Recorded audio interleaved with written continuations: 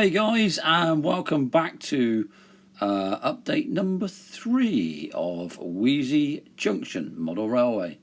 Alright, just picking up where we left off before then. I was actually working on the hillside, and I'm not sure whether I actually plasterclothed or had started to plastercloth the embankment piece of the Tetbury station to lead down to the main loop of the railway.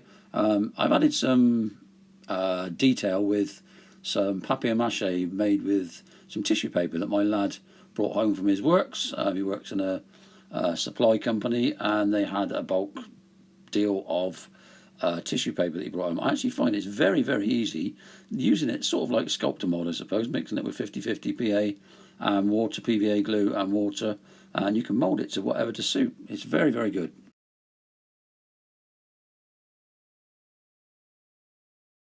Bit more detail added to the allotments, and just as we're working away on it, I just thought I'd take a little snapshot while we're working of what it actually looks like. I'm really, really pleased with this, and I've got my bean shoots up, so yeah, really pleased.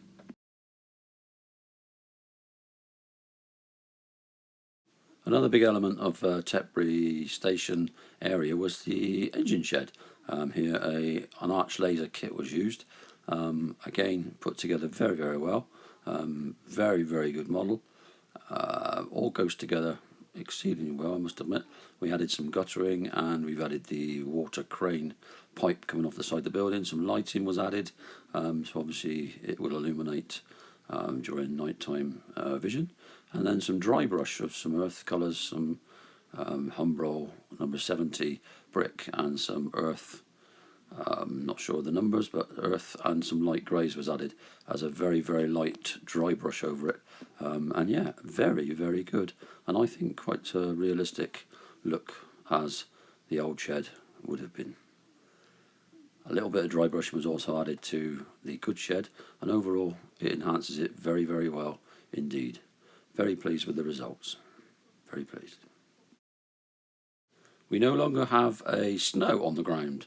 All the plaster so far has been covered over with the Woodland Scenics mixed water and earth colour, which is a very, very good base coat before either static grass or the scatters. Not 100% sure which ones I'm going to be using yet, but probably put a scatter coat and then some static grass on the top. So yeah, a good base coat.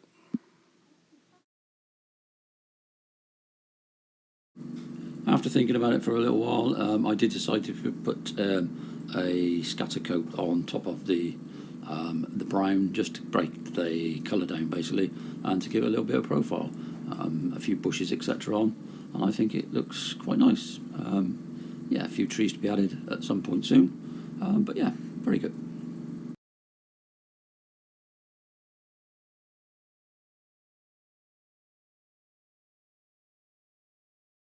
Another part of detail that Tetbury Station did have was a little hut behind the engine shed. Its main use was for booking in trains and dispatching, and they just basically used it as an office. So yeah, I've modelled that with a little bit of plasticard with the corrugated effect. And once it was put into position, actually looks quite good. Quite pleased with that. For a little scratch build, very small scratch build, very, very happy with that. Good one. You may have noticed in the last frame the static grass. Yeah, I did decide to get the machines out. I haven't used them for way over a year on layout 2. And yeah, with the static grass, it really, really brings the scene to life. Adding a few bushes and bits and pieces, it really, really does make it look so much more realistic. I'm using a couple of different colours just to pick out the profiles of the land. And obviously some different colour bushes, otherwise everything would look so boring. Even managed to cover up my gaps between my little pull-out bit. So yeah, all in all, very pleased with that. It just needs some trees. So, trees. I've watched so many of you guys doing trees.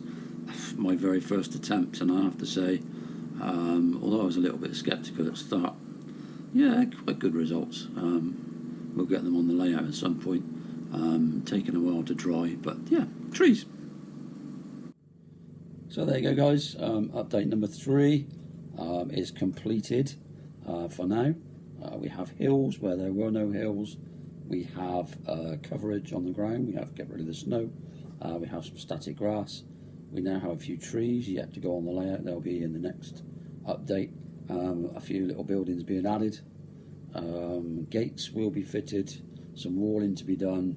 The roadway to be put in. I'm actually starting to make the cattle dock, which was a big part of the station in Tetbury as well.